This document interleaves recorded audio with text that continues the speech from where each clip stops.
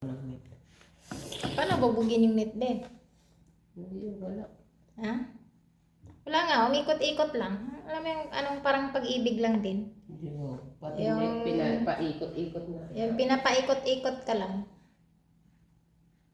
Kunyari, pinapa-full ka muna niya. Tapos pag na-full ka na, saka niya iwan. Aray ko, ang sakit nun. Iiwan ka sa iring mag-isa. Di ba masakit yun, guys? Kaya kayo, nako, be careful. Kung magmahal man kayo, dapat yung titingnan mo yung tao na ano, tapat talaga. Pero sa bagay, sa panahon ngayon, wala nang tapat eh. Bibihira na lang. Kumbaga, be careful na lang. No? Huwag agad-agad magtiwala sa mga pangako. Sa mga bola-bola. Kasi dyan nag-umpisa yung lahat eh.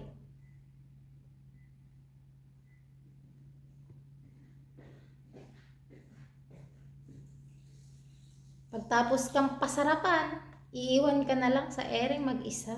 Masarap ang talaga. Oh. Pero okay lang yun, at least nakatikim ka din ng sarap.